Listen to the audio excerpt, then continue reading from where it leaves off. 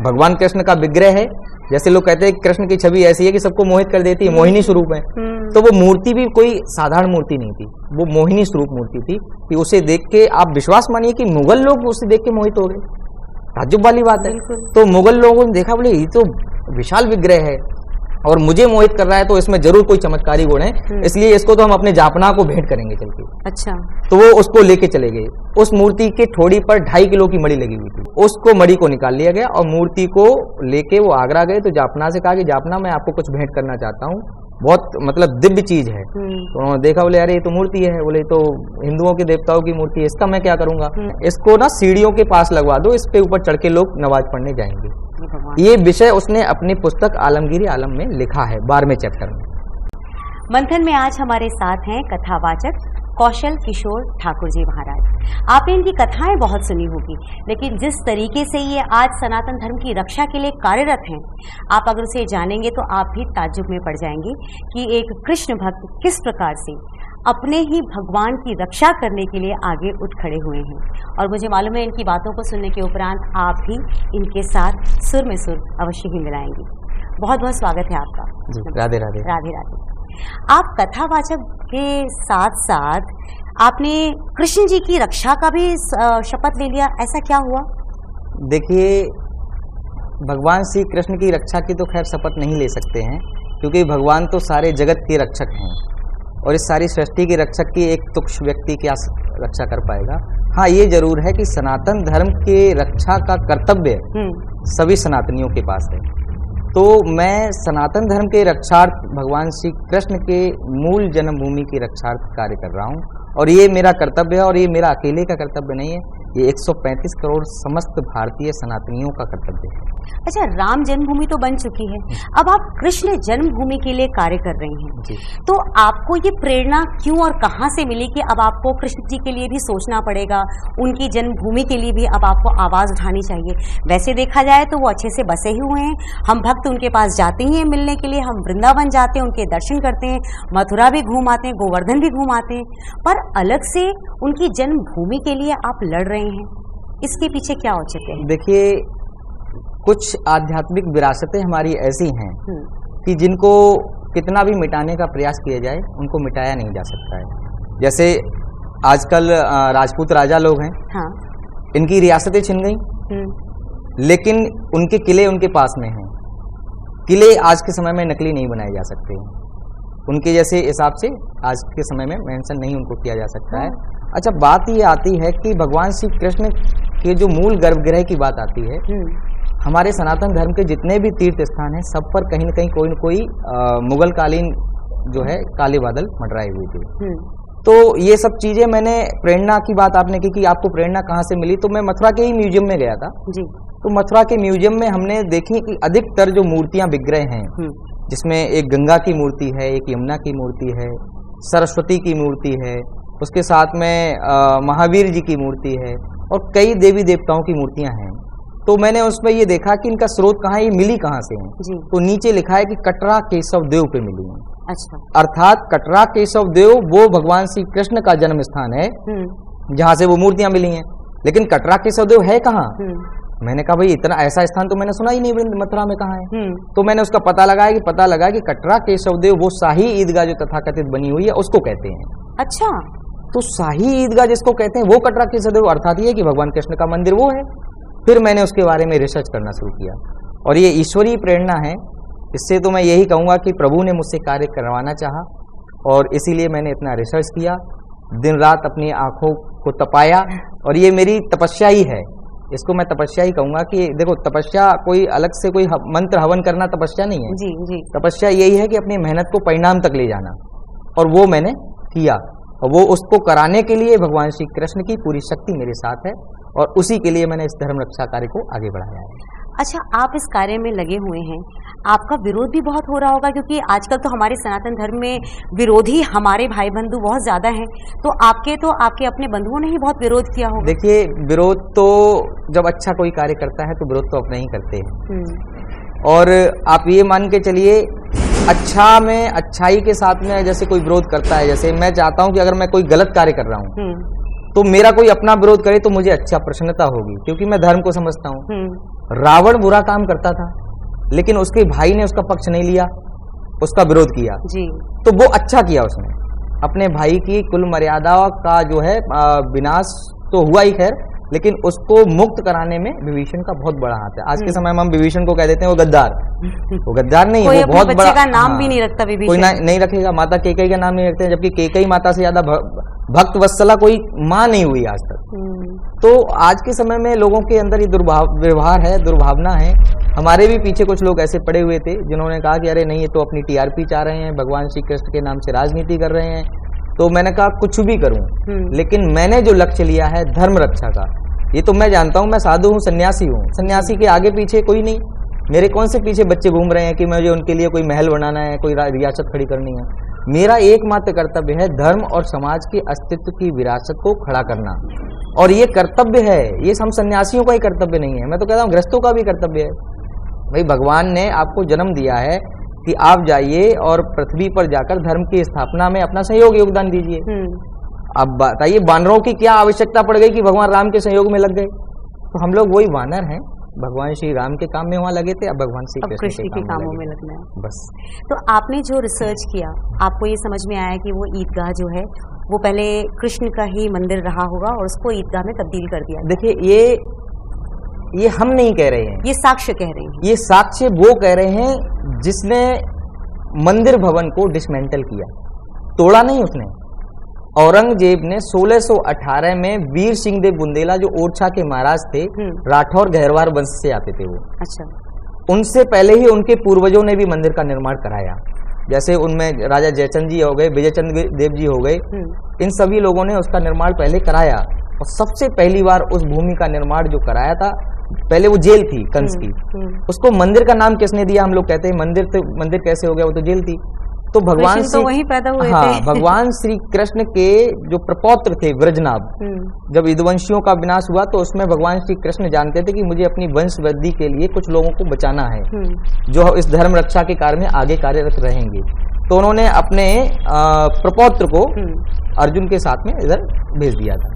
अच्छा, जैसे कि आप देख सकते हैं कि मेवाड़ में भी ऐसा हुआ, पन्ना धाय का त्याग, जो आपने शायद कहानी सुनी हो, तो पन्ना धाय त्याग में उसमें दिखाया गया है कि उन्होंने उनके महाराज के वंशज को बचाया जी, और अपने पुत्र की बलि दे दी। राजा लोग इस बात के लिए बड़ा होशियार थे, उन्होंने कहा था कि अपना वंश बचाना तो अपने बच्चे को ट्रांसफर कहीं ना कहीं करना पड़ेगा।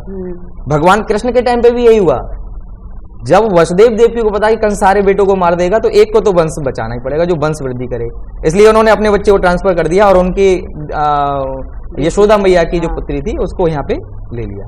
तो ये चीज थी कि उसको डिसमेंटल करने के लिए उसने अपने इतिहास में लिखा है कि मैंने इस गर्भगृह को डिसमेंटल किया, और उससे पहले वहां पर वज्रनाभ द्वारा, जो भगवान श्री कृष्ण के प्रपौत्र थे, एक मूर्ति विग्रह वहां पे स्थापित हुआ था। अच्छा, तो जब मूर्ति विग्रह स्थापित हुआ था तब वज्रनाभ ने उस जेल को मंदिर का नाम दिया था कि ये हमारे पूर्वजों का मंदिर है जिसमें हमारे पूर्वज प्रकट हुए थे।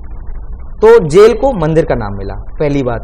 दूसरी बात यह है कि औरंगजेब ने जब उसको तोड़ा, औरंगजेब तो खुद नहीं आया था लेकिन उसके सैनिक वगैरह लोग आए थे, तो वो लोग यहाँ से लूट उट करके ले गए और आसपास के सारे भवनों को तोड़ दिया, लेकिन जो मूल गर्भगृह था उसको नहीं तोड़ा। अच्छा। उसने कहा कि हम मूल गर्भगृह को तोड़ेंगे तो फिर तो इनका अस्तित्व खत्म हो जाएगा और फिर लोगों के बीच में कल को ये यादगार चीजें नहीं रहेंगी कि अरे हमने ये तोड़ा। तो उन्होंने कहा कि नहीं, हमें मूल को तोड़ना नहीं, क्योंकि हम फिर बनाएंगे तो मस्जिद बनाना इनकी बाप की बस की बात नहीं थी।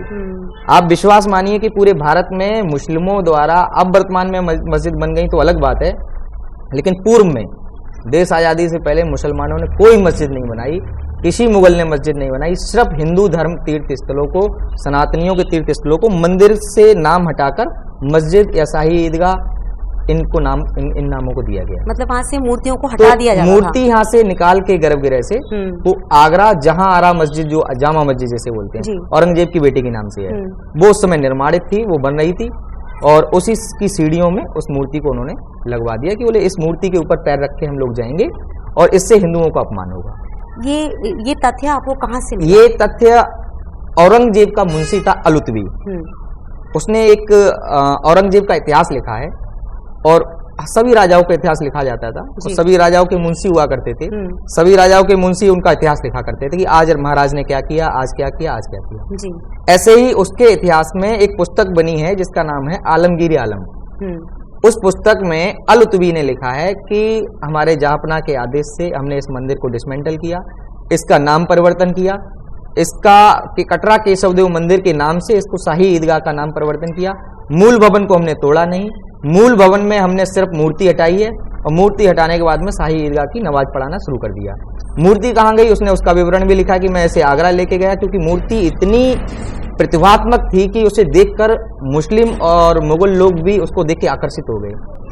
भगवान कृष्ण का विग्रह है, जैसे लोग कहते हैं कृष्ण की छवि ऐसी है कि सबको मोहित कर देती है, मोहिनी स्वरूप है, तो वो मूर्ति भी कोई साधारण मूर्ति नहीं थी, वो मोहिनी स्वरूप मूर्ति थी कि उसे देख के आप विश्वास मानिए कि मुगल लोग उसे देख के मोहित हो गए।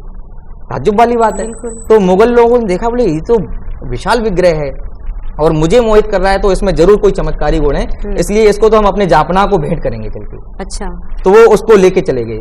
उस मूर्ति के ठोड़ी पर 2.5 किलो की मणि लगी हुई थी। आप ये सोचिए की तरह। हाँ, 2.5 किलो की अगर मूर्ति लगी हुई तो आप विश्वास मानिए कि वो मुझे लगता है कि जो कोहिनूर हीरा था उससे भी ज्यादा विशाल होगी। तो उसको मणि को निकाल लिया गया और मूर्ति को लेके वो आगरा गए। तो जापना से कहा कि जापना मैं आपको कुछ भेंट करना चाहता हूँ, बहुत मतलब दिव्य चीज है। तो उन्होंने देखा, बोले अरे ये तो मूर्ति है, बोले तो हिंदुओं के देवताओं की मूर्ति है, इसका मैं क्या करूंगा, क्योंकि इसकी हम पूजा कर नहीं सकते हैं और हमारे कोई काम की नहीं है, हम उसमें अपने सजा के भी रखेंगे अपने म्यूजियम में, तो लोग देखेंगे तो हिंदू देवी देवताओं को मानेंगे। बोले इसका मेरा कोई काम नहीं है, इसको ना सीढ़ियों के पास लगवा दो, इस पे ऊपर चढ़ के लोग नमाज पढ़ने जाएंगे। ये विषय उसने अपनी पुस्तक आलमगीर आलम में लिखा है 12वें चैप्टर में। तो ये हमारी भावनाओं को आहत करता है। भगवान श्री कृष्ण ने जिन्होंने धर्म की स्थापना के लिए मलेच्छों को पृथ्वी से यहाँ से मार भगाया, भारत को स्वतंत्र भारत बनाया, आप विश्वास मानिए कि जिस भगवान श्री कृष्ण ने पांडवों के राज्य को जो अवैध कब्जे में फंसा हुआ था उसको मुक्त कराने के लिए भगवान अवतार ग्रहण करते हैं, धर्म की रक्षा के लिए अवतार ग्रहण करते हैं, साधु संतों की रक्षा के लिए अवतार ग्रहण करते हैं, गौ माता की रक्षा के लिए अवतार ग्रहण करते हैं। और मेरा कोई कर्तव्य नहीं बनता है। भगवान ने जब उस धर्म की रक्षा के लिए इतना कार्य किया और हम लोग आज जो है मुंह पे उंगली लगा के बैठ गए हैं, हम लोग को गांधी जी का बंदर नहीं बनना है। अरे हमें तो ये बातें पता ही नहीं थी। तो आप विश्वास मानिए मेरा हृदय अंदर से जब रोता है, जब मुझे पता चलता है कि मेरे इष्ट देव के साथ में ये घटना घटित हुई। उस समय मैं नहीं था, होगा तो पता नहीं किस रूप में था, मैं योद्धा रूप में नहीं था। अगर मैं योद्धा रूप में भी होता तो विश्वास मानिए मैं अपने प्राणों की आहुति देता, लेकिन उस अपने विग्रह को बचाने के प्रयास करता। तो वो जो घटनाएं मेरे सामने जब आती हैं तो रात को मुझे नींद नहीं आती है, मैं बहुत परेशान होता हूं कि मैं अपने उस विग्रह आंखों के सामने अभी आंखें खुली हुई हैं, लेकिन ध्यान पूरा उस जामा मस्जिद पे जाता है आगरा में, जहाँ सीढ़ियों में भगवान दबे हुए हैं। अब एक बात बताइए, अब आपने कहा कि तथ्य उस किताब में ऐसे मेंशन्ड है जो उनके मुंशी ने लिखी थी, उस किताब में लिखा हुआ है कि विग्रह है, उसके ऊपर सीढ़ी बना दी गई और उस पर चढ़ के रोज जाते होंगे, अपनी अजान को अदा करने के लिए मस्जिद में जाते होंगे सब लोग। अब अगर आप चाहेंगे उसको तुड़वाना तो ये तो बहुत ही कंट्रोवर्शियल हो जाएगा। पहली बात, आप उंगली लगाने की भी कोशिश करेंगे तो आपको बहुत प्रॉब्लम देखना पड़ेगा। कंट्रोवर्सी की बात इसलिए नहीं आती है कि मैंने अपने एप्लीकेशन में ये निवेदन किया है जज साहब से कि आज के समय में ASI की सर्वे आप कराएंगे तो साइंटिफिक सर्वे कराइए। आजकल लैब मशीनरीज वगैरह सब ऐसी चीजें हो गई कि जमीन में क्या है बता देंगी। तो सीढ़ियों की बात है ना कि पूरी मस्जिद की है, केवल सीढ़ियां तोड़नी है। और आप लैब से पता करवा लीजिए, अगर पत्थर की हमारी मूर्ति उसके अंदर विग्रह है तो हम सीढ़ियों को तोड़वाएंगे और सीढ़ियां तोड़वाने का खर्चा भी हम देंगे, हम खर्चा देने को तैयार हैं। लेकिन हम ये नहीं सह सकते हैं कि हमारे इष्ट देव उस मूर्ति का जो विग्रह है वो उसमें दबा रहे। कब तक दबा रहेगा? आखिर भगवान भी तो मतलब शर्म कर रहे होंगे हम सनातनियों पे कि मैंने धर्म की रक्षा का पाठ पढ़ाया। अर्जुन को गीता का पाठ अर्जुन को नहीं पढ़ाया, उन्होंने समस्त सनातनियों को पढ़ाया कि अर्जुन तो अभी मेरे साथ ही निकल लेगा, कोई बात नहीं है, लेकिन तुम सब सनातनियों को समझना है कि अपने धर्म की रक्षा के लिए शस्त्र उठाना पड़ेगा। लेकिन हम तो मजबूर हैं। हम अब तक आप 10 साल 15 साल पहले देख लीजिए, हमारे संतों के पास में फरसा, भाला और त्रिशूल हुआ करते थे। लेकिन वामपंथी सरकारें आई और उन्होंने हमारे साथ इतना दुर्व्यवहार किया कि हमारे संतों के पास में शस्त्र भी छीन लिए। अरे राजपूतों से तो छीने ही छीने, लेकिन संतों से भी छीन लिए। अब ये बड़ी विडंबना है हमारे देश में कि हम कौन से देश में रह रहे हैं। उस देश में रह रहे हैं जहां भगवान श्री राम और भगवान श्री कृष्ण हुए, जिन्होंने सनातन धर्म की रक्षा के लिए बीड़ा उठाया, अवतार ग्रहण किया, और उस देश में आज हमारे साथ ऐसा बर्ताव हो रहा है कि हम अपने धर्म के प्रतीक अपने शस्त्रों को भी नहीं ले सकते हैं। भगवान राम और कृष्ण, दुर्गा माँ, भवानी, किसी को भी देख लीजिए, मंदिरों में जाइए, सबके हाथ में शस्त्र हैं। भगवान राम, शायद मुझे ऐसा लगता है कि आध्यात्मिक गुरुओं के हाथ में वो शस्त्र इसलिए नहीं देते कि उन्हें लगता है कि आपका काम प्रीच करना है, लोगों को ज्ञान देना है। अगर आपके हाथ में भी शस्त्र होगा तो शायद ये मैसेज दुनिया की तरफ जाएगा कि सनातन जो है वो सिर्फ आक्रामक है, वो सिर्फ युद्ध के लिए आपको प्रोवोक कर रहा है। भगवान श्री कृष्ण ने गीता का ज्ञान दिया अर्जुन को। हाँ, उसमें उन्होंने क्या कहा? वो ज्ञान को हम धर्म मानते हैं, आज कोर्ट भी उसको धर्म मानता है, क्योंकि गीता पे हाथ रख के कसम खाई जाती है धर्म की, विश्वास की, आस्था की। और भगवान ने उसी धर्म में अर्जुन से क्या कहा कि शस्त्र उठा अर्जुन, तेरे सामने आता ताई अपराधी खड़े हैं। संतों के पास में शस्त्र होना इसलिए जरूरी है कि जब धर्म का विनाश होने की कगार पे आ जाए, उस समय संतों को शस्त्र धारण करना चाहिए। अन्यथा की स्थिति में शस्त्र केवल दिखाने के लिए रखना है और शास्त्र पढ़ाने के लिए रखना है, शास्त्र का ज्ञान देना है, और शस्त्र उस समय के लिए रखना है जब धर्म की रक्षा की बात आती है। इसलिए हमारे भगवानों ने भी वनवासी वेश में, भगवान श्री राम वनवासी वेश में है, वो चाहते तो क्यों एक किताब पकड़ते, महाभारत, गीता, वेद पुराण की किसी की, और उसी का वाचन करते फिरते 14 वर्ष जंगल में। लेकिन क्या उन्होंने ऐसा कुछ रखा? ना उन्होंने कोई शास्त्र पुराण कुछ नहीं रखा। उन्होंने अपने साथ तीर कमान रखा, धनुष बाण रखा, और उन धनुष बाण के माध्यम से उन्होंने रावण पर विजय प्राप्त की, अर्थात धर्म की रक्षा की, धर्म की विजय कराई। तो मुझे लगता है कि साधु संतों के पास में और सभी सनातनियों के पास में इस प्रकार के शस्त्र तो होने चाहिए। क्योंकि आप देखिए, मुस्लिम लोग हैं, मुस्लिम लोगों का एक वाक्य है अभिवादन करने का, अस्सलाम वालेकुम। आप इसका अर्थ समझते हैं? आप इसका अर्थ समझिए। इसका अर्थ है कि भारत में हम असला वाले कम हैं, असला वाले कम, ये है इसका ट्रांसलेशन। इसका अर्थ ये है, ये अंदरूनी बात है, ये मुझे एक मुस्लिम ने बताई। मैंने पूछा उससे, मैंने कहा तुम अस्सला वालेकुम बोलते हो, इसका अर्थ क्या है? बोले देखो किसी को बताना मत। मैंने कहा भाई देख, मेरे मुंह से बात रुकती नहीं है, मैं तो सनातनी हूँ, सच्चाई को सबको बताऊंगा। बोले चलो कोई बात नहीं, लेकिन कुछ समय पूर्व मैं भी सनातनी था, अब कन्वर्ट हो गया हूँ, लेकिन फिर भी आपको बताता हूँ, आप संत हैं। उसने बताया कि हम कहते हैं असला वाले कम। इसका अर्थ है कि हमारे पास में असला वाले कम है, हमारी आबादी और बढ़ाओ, असला वाले और आबादी बढ़ाओ, जिससे हम भारत पर आक्रमण कर सकें, भारत को इस्लामिक देश बना सकें। ये उनकी विचारधारा है। और सामने से वो प्रत्युत्तर देता है, वो कहता है वालेकुम अस्सलाम। वो कहता है सही कह रहे हो, असला वाले हमारे पास बहुत कम है, वो उसका समर्थन करता है। मैंने जिंदगी में पहली बार इसका अर्थ आपके मुख से जाना है। ये और मुझे मालूम है जब ये बात हम इसको टेलीकास्ट करेंगे तो कितना ज्यादा इसके खिलाफ लोग बोलने वाले आएंगे। मुझे नहीं मालूम कि इसका असर क्या पड़ने वाला है। असली इस्लाम का अर्थ है वो जो अभी वर्तमान में जो इस्लामीकरण अपना कर रहे हैं लोग, हाँ। ये उनका अर्थ है। अच्छा, तो फिर कमी कहीं ना कहीं फिर तो हमारे हिंदुओं की है ना, फिर मैं मुसलमानों की कमी तो मानती ही देखिए, एक तो अगर आपने बताया कि आपको कन्वर्टेड व्यक्ति ने ये बात बताई, हाँ। तो कन्वर्जन क्यों हुआ? क्योंकि शायद उन्हें हमारे धर्म पर भरोसा नहीं है ना, हमारी शक्तियों पर भरोसा नहीं। हमारी शक्तियों पे भरोसा नहीं है, ऐसा हो भी सकता है, नहीं भी हो सकता है। परिस्थितियों के अधीन कुछ लोग हुए हैं। जैसे आप देखिए, मुगलों में औरंगजेब, अकबर, बाबर, हुमायूं, ये सब लोग आए, इन्होंने प्रेशर बनाया। लेकिन हर कोई राजपूत नहीं होता, महाराणा प्रताप नहीं हो सकता है हर कोई। महाराणा प्रताप होते तो जंगल में जाके रोटियां खा लेते घास की और अपना जीवन व्यतीत कर लेते, लेकिन स्वाभिमान से समझौता नहीं करते। हर कोई महाराज जयचंद नहीं होता है, जो पूरे सनातन धर्म में मुगलों के टाइम पर भी राम मंदिर, कृष्ण मंदिर, केशव देव मंदिर आदि आदि मंदिरों का निर्माण करा देते हैं। तो हर कोई तो महाराज जयचंद नहीं हो सकता है। इसलिए उस समय उन परिस्थितियों में कुछ लोगों ने, जिनके पास में राजपूती सामर्थ्य नहीं था, राजपूती उनके नेतृत्व नहीं था उनके भीतर, तो उन लोगों ने कन्वर्जन अपना करा लिया। और वो लोग राजपूत नहीं थे, ये बात भी क्लियर है कि वो लोग राजपूत नहीं थे। राजपूतों ने स्वाभिमान से समझौता कभी नहीं किया है। इसका इतिहास में आज मैं जैसलमेर से आ रहा हूँ, जोधपुर से आ रहा हूँ, मेवाड़ से आ रहा हूँ, तो मैं इन इतिहासों को समझते हुए ही आ रहा हूँ कि क्यों ये स्वतंत्र रहे, क्यों इन्होंने मुगलों की गुलामी नहीं सही, क्योंकि यहाँ पे राजपूती क्षेत्र था। इसलिए राजस्थान को कल ही राजस्थान दिवस निकला है, तो राजस्थान दिवस में बताया हमें लोगों ने कि राजस्थान को पहले राजपुताना ही कहते थे। अच्छा, इस देश का नाम, इस राज्य का नाम पहले राजपुताना था। राजपुताना से राजस्थान हुआ है, क्योंकि सबसे ज्यादा राजा यहीं पे थे और ऐसे कोई राजा नहीं थे जिसे उन्होंने अपने स्वाभिमान से समझौता किया हो, कहीं स्वाभिमान कहीं झुकने नहीं दिया।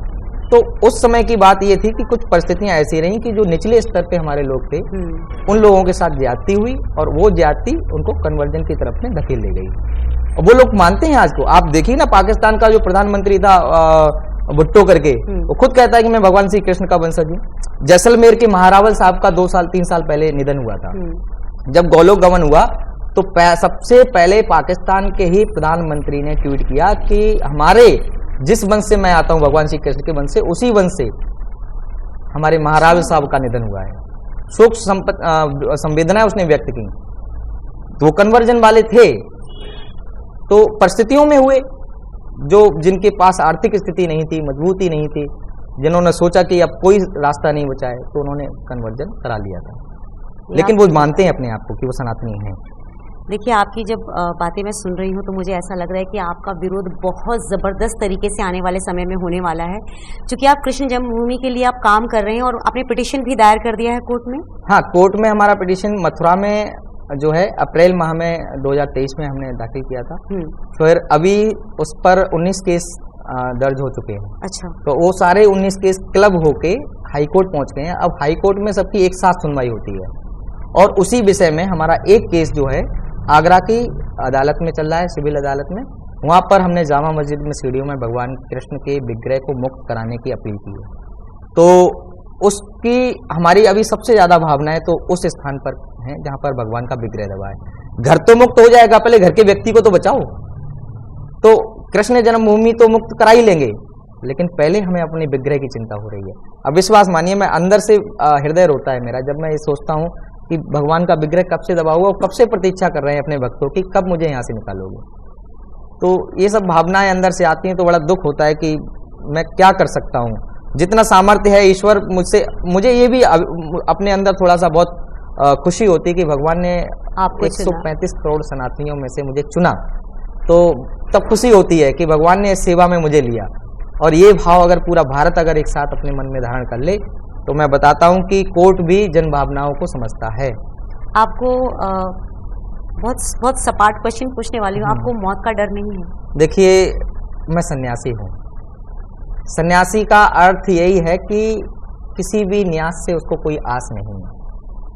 मुझे किसी भी मोह और आसक्ति से कोई भी राग द्वेष भीतर नहीं है और कोई आसक्ति भी नहीं है।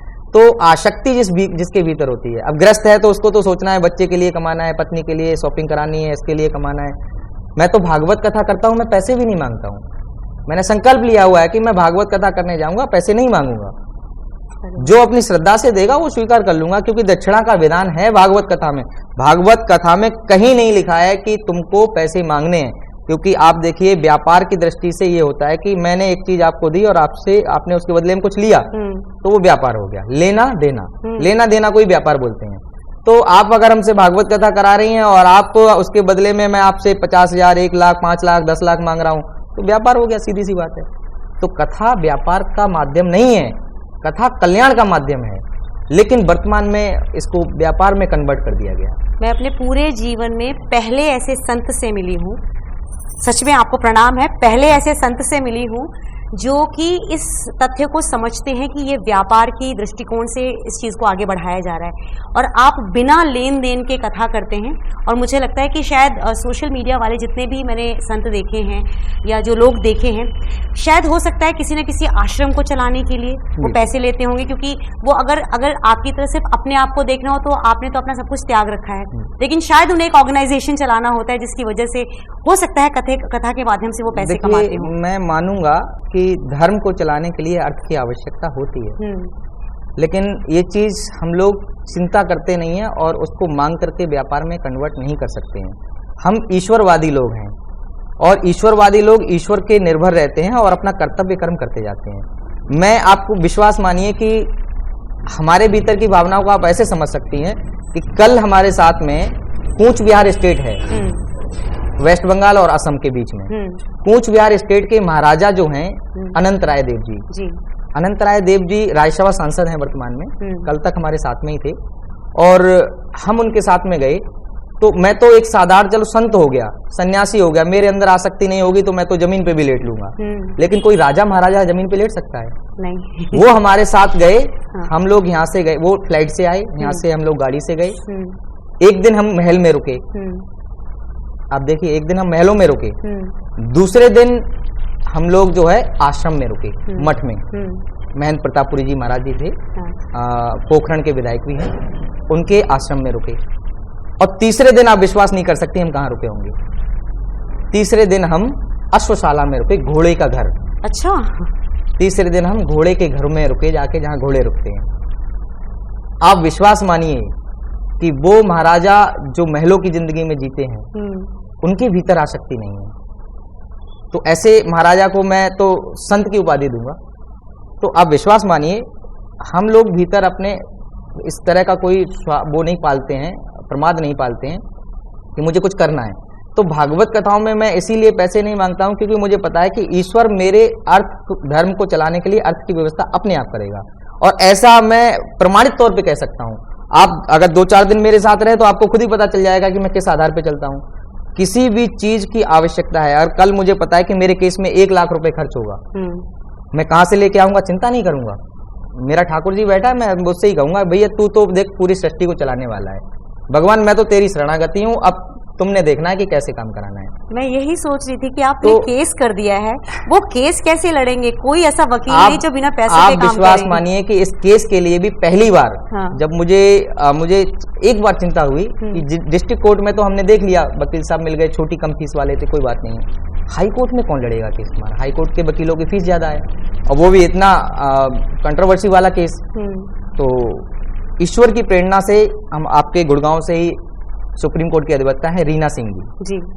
रीना सिंह जी ने मुझे फोन किया। अब विश्वास मानिए कि उनका मेरा कोई कांटेक्ट नहीं था, ट्विटर पे मुझे उन्होंने मैसेज किया, अपना नंबर भेजा और मेरा नंबर मांगा। फोन पे वार्ता हुई, उन्होंने कहा कि महाराज जी समय हो तो कभी भी आप मुझे भी इस कार्य में सेवा दे सकते हैं। तो फिर मुझे लगा कि आप तो सुप्रीम कोर्ट की, हाई कोर्ट में कैसे लड़ेंगे। फिर मैंने उनसे एक निवेदन किया, अर्ज की मैंने कहा मुझे हाई कोर्ट में मेरा केस कैसे लड़ा जाएगा। तो बोले हम हैं तो सही, कब काम आएंगे? तो मैंने कहा आप तो सुप्रीम कोर्ट के। बोले आर्गूमेंट्स करने के लिए हम हाई कोर्ट आ सकते हैं, आर्गूमेंट्स ही सबसे ज्यादा जरूरी है। तो मैंने उनसे अर्ज किया, हमने पूछा आप क्या फीस लेंगे? तो बोले महाराज कैसी शर्मिंदगी वाली बात कर रहे हैं कि हमें शर्मिंदा कर रहे हैं आप, ये आपका केस तो ही नहीं है, ये भगवान श्री कृष्ण का केस है, और हमारा अस्तित्व समस्त सनातनियों का अस्तित्व भगवान राम और कृष्ण से है, और उनके कार्य के लिए भी हम पैसा मांगेंगे? अरे हमें तो ये पता है कि वो देखिए वानर सेना जिसने किसी भी स्वार्थ के बिना भगवान का कार्य किया, तो क्या हम उस भगवान श्री कृष्ण के कार्य में वानर सेना का रूप धारण नहीं कर सकते हैं? क्या वो कार्य नहीं कर सकते हैं? अरे वानरों से गिरे गुजरे तो ही नहीं है, भगवान श्री राम के साथ वानरों ने साथ दे दिया, जानवरों ने, और हम लोग इंसानों के भगवान के कार्य में साथ नहीं दे सकते हैं। उन्होंने साफ मना कर दिया, मेरी 5 लाख फीस है, मैं एक फीस नहीं लूंगी, एक भी पैसे की फीस नहीं ली। क्या बात। तो ऐसे सनातनियों के लिए मेरे मन में बड़ा आदर सम्मान है, और मैं यही चाहता हूं कि ऐसे सनातनी हमारे देश में और आगे बढ़कर आएं और धर्म की रक्षा में सहयोग करें, और तभी जाके हम लोग इतनी बड़ी लड़ाइयों को लड़ सकते हैं। मैं एक सवाल आपसे और पूछना चाहती हूँ। आपको लग रहा होगा कि शायद मैं दूसरे धर्म वाले लोगों को सपोर्ट करती हूँ, लेकिन ऐसा कुछ भी नहीं है। मैं असल में उनका पॉइंट ऑफ व्यू भी सोचती हूँ। मैं ये सोच रही हूँ कि अब कोई चीज़ किसी के नाम पर है, किसी का वहाँ पे अब आसरा है, कोई वहाँ जाके नमाज पढ़ रहा है, तो क्या ये ठीक रहेगा उनसे उस जगह को वापस छीन लेना? एक बार तो हमसे छीना गया ही, तो क्या अब उनसे उनकी आस्था छीनना सही रहेगा? देखिए इस पर मैं यही कहना चाहता हूँ कि उनके भगवान की कोई मूर्ति नहीं है, पर तो ये आस्था तो वहां से जुड़ी हुई है। नहीं, तो उनकी आस्था तो सड़कों पे भी जुड़ी हुई है। आप देखिए अभी इस सड़क को आप बोल दीजिए तो इस सड़क को हाईजैक कर लेंगे, अभी यहाँ पे मजार बन जाएगी। तो अगर हम इस चीज में देखेंगे तो हमें अपने धर्म का कर्तव्य पालन करना है। ये भारत जो है वो सनातनी धर्म का देश है, और यहाँ पर वैसे सबका सम्मान है आदर भाव से, लेकिन कब्जे के भाव से तो हम फिर वही हाल करते हैं जो पांडवों का कौरवों का हुआ है। पांडवों ने क्या हाल किया कौरवों का, और उनके पीछे शक्ति किसकी थी? भगवान कृष्ण की। तो हमारे पीछे भी भगवान श्री कृष्ण की शक्ति है। तो मैं उस धर्म कर्तव्य को समझता हूँ कि जो हमारी चीज है वो हम लेकर रहेंगे, चाहे कैसे भी, उसके लिए कोई भी हमें चाहे युद्ध प्रक्रिया अपनाना पड़े। अब युद्ध खैर अब वो प्रक्रियाएं नहीं होती हैं, लेकिन कानूनी युद्ध तो है। और डरने की तो खैर कोई बात ही नहीं, क्योंकि सारी प्रक्रिया कानूनी। और आप एक और बात मैं आपको विश्वास के साथ बताता हूं कि मैं जब हाई कोर्ट में गया तो मुस्लिम पक्ष के अधिवक्ता ने मुझसे खुद कहा कि महाराज ये विरासत तो सनातनियों की है। और अच्छा। हाँ, लेकिन हमने कहा अब आप ये बात कह रहे हो, तो बोले कि महाराज क्या करें, कब्जा करने के बाद में नीयत खराब हो ही जाती है। तो मैं इसलिए छोड़ने के लिए लड़ रहा हूं कि छोड़ नहीं सकता हूं, चाहे लड़ लूंगा केस, लेकिन ये तो पता है कि मुक्त तो हो ही जाएगी आपकी ये जन्मभूमि। तो आप विश्वास मानिए उन्होंने कि भी कह दिया मुस्लिम अधिवक्ता ने, और भी कई हमारे मुस्लिम अधिवक्ता हैं और भी उनके इस्लामिक लोग हैं जो जुड़े हुए हैं हमसे, तो हमसे कहते हैं, बोले देखो ये तो मैं सच्चाई स्वीकार करूंगा। वो ये भी कहते हैं कि औरंगजेब, बाबर, हुमायूं, अकबर ये सब इस्लाम को मानने वाले नहीं थे। इन लोगों ने तो हमको भड़काया है। ये इस्लाम की मजहब को ही नहीं मानते हैं, क्योंकि आप देखिए इस्लाम मजहब में मांस मदिरा खाना बिल्कुल गुनाह है। हाँ। और ये लोग तो वही करते थे, मांस मदिरा खाते थे। किसी भी निर्बल पे अत्याचार करना इनके इस्लाम में गुनाह है, ये निर्बलों पे ही अत्याचार करते थे। ठीक है, औरंगजेब, बाबर, हुमायूं, अकबर ये सब दुराचारी, अत्याचारी, आताताई थे। ये वही मलेच्छ थे जो भगवान श्री कृष्ण ने इस भारत की भूमि से, इस आर्यावर्त से मार करके बाहर भगा दिया था। ये वही फिर दोबारा से लौट के आए अकबर, हुमायूं, बाबर के रूप में, और इन्होंने आके अपनी वही रणनीति अपनाई कि यहाँ पर आके, उस समय तो भगवान कृष्ण थे, मार के भगा दिए। अब वो गीता का ज्ञान देके हम लोगों को गए कि भाई अब तुम्हारी जिम्मेदारी। भगवान हमेशा साथ थोड़ी नहीं खड़ा है। भगवान कहते हैं ना अर्जुन से कि मैं थोड़ी नहीं कुछ करूंगा, मैं तो इस युद्ध में हूं, लेकिन करूंगा कुछ नहीं, करना तो कोई है, क्योंकि कर्म का अधिकार मनुष्य के हाथ में है। आपको क्या लगता है, जिस युद्ध में आप अकेले चल निकले हैं, आपके साथ क्या बहुत लोग जुड़ रहे हैं, बहुत विश्वास के साथ जुड़ रहे हैं? आप सब हमारे साथी हैं, और हम तो ये कह रहे हैं इसमें हमारे साथ मुस्लिम लोग भी हैं जो कट्टर सनातनी हैं, जो जानते हैं कि मेरा कन्वर्ट किया गया मुझे। वो लोग भावनात्मक रूप से हमारे साथ में हैं, और उन लोगों को भी अगर छोड़ दिया जाए तो 130 करोड़ के करीब करीब की आबादी है सनातनियों की। मेरा पूरा विश्वास है कि वो सब हमारे साथ हैं। बुराई भी करता है व्यक्ति, वो भी मेरे साथ है। अच्छाई करता है मेरी व्यक्ति, तारीफ करता है कहीं, वो भी मेरे साथ है। मैं किसी को भी अपने से अलग नहीं मानता हूँ। ये भ्रम तो एक समान है।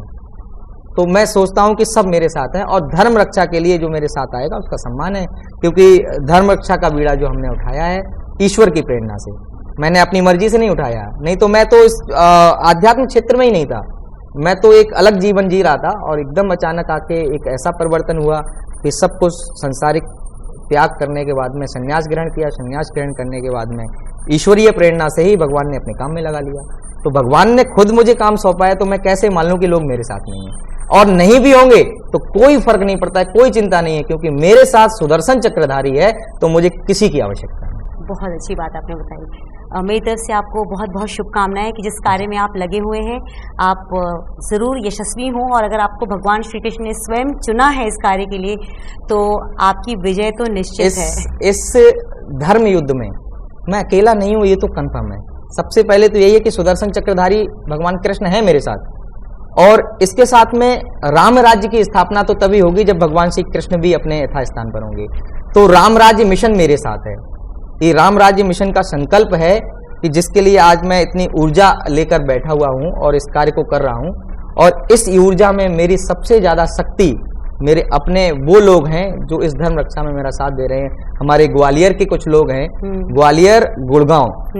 आप ये देखिए दोनों का शब्द एक ही अक्षर से शुरू होता है। ग्वालियर और गुड़गांव ये दो ऐसे स्थान हैं जहां से मुझे मजबूती मिली, और इन लोगों ने मुझे मतलब जो बल देने वाली बात होती है ना, बल दिया। बोले महाराज आप पीछे मत हटना, आप निस्वार्थ काम कर रहे हैं भगवान के लिए, मैं आपके साथ हूँ। फिर उसके बाद नोएडा से हमारे एक सनातनी बंधु मिल गए, उन्होंने कहा महाराज मैं भी आपके साथ हूँ। 4-5 लोग आए, उन 4-5 लोगों की जो बल प्रदान करने वाली क्षमता थी, उससे मुझे लगा कि मेरे साथ तो समाज से 135 करोड़ सनातनी मेरे साथ हो गए। वो बल मुझे ऐसा मिला, और वो बल के पीछे भी भगवान कृष्ण की ताकत है। नहीं तो आप विश्वास मानिए मैं तो कुछ कर ही नहीं सकता, कोई व्यक्ति कुछ नहीं कर सकता है जब तक भगवान श्री कृष्ण, भगवान श्री राम का उस पर आशीर्वाद, उस पर कृपा ना हो। आपकी तो, ऑर्गेनाइजेशन भी है ना, सनातन धर्म रक्षा समिति? हाँ, सनातन धर्म रक्षा पीठ हमारी जो है वो हमारे सनातन धर्म के लिए ही कार्यरत है, और भारत में कहीं भी हमारे सनातन धर्म के स्थल हैं, जरूरी नहीं कि वो कृष्ण जन्मभूमि राम जन्मभूमि का ही मुद्दा हो, वो कहीं छोटे छोटे मंदिरों का भी मुद्दा हो सकता है जहाँ पर अवैध कब्जा है। वो जरूरी नहीं कि इस्लामिक लोगों का कब्जा हो, अन्य लोगों का भी कब्जा हो सकता है, अन्य धर्म वालों का भी कब्जा हो सकता है, उनसे मुक्त कराना। और जरूरी नहीं कब्जे की बात हो, हमारी सनातन धर्म रक्षा पीठ उस कार्य के लिए बनी है कि जहाँ पर हमारे जो पौराणिक स्थल हैं जीर्ण शीर्ण हो गए हैं, टूट गए हैं, उनका कोई देख रेख नहीं है, उनकी लोकप्रियता घट गई है, लोग आते जाते नहीं, तो उनको सजाने का संवारने का भी संकल्प हम लोगों ने ले रखा है। और इसके साथ साथ हमने सनातन धर्म के साथ साथ अपने भारत की लोक संस्कृति को सुधारने का भी जिम्मा ले रखा है कि हमारा कर्तव्य है कि हमारे भारत की जो सांस्कृतिक विरासत है रक्षण उसका भी होना चाहिए। धर्म, सनातन धर्म की रक्षा जब होगी जब संस्कृति की रक्षा होगी। बहुत सही। और इसलिए हमने सनातन धर्म रक्षा पीठ बनाया। सनातन धर्म रक्षा पीठ की हमारी टीम है, ग्वालियर से है, आपके गुड़गांव से भी है, नोएडा से है, और सब तो कहते समस्त भारत में ही है। तो सब लोग और जो विदेश में बैठे हैं उन लोगों का भी पूरा हमारे समर्थन रहता है कि आप सनातन धर्म को स्थापित करने के लिए, उसके रक्षण के लिए कार्य करिए, मैं आपके साथ हूँ। तो फिर मुझे चिंता करने की कोई आवश्यकता नहीं रहती, बल है मेरे साथ। बहुत अच्छी बात आपने बताई। वैसे भी जब आपके पास ईश्वर की कृपा है, श्री कृष्ण की आपने बोला सुदर्शन चक्रधारी आपके साथ है, बस तो आपके पास शक्ति की कमी तो हो ही नहीं सकती।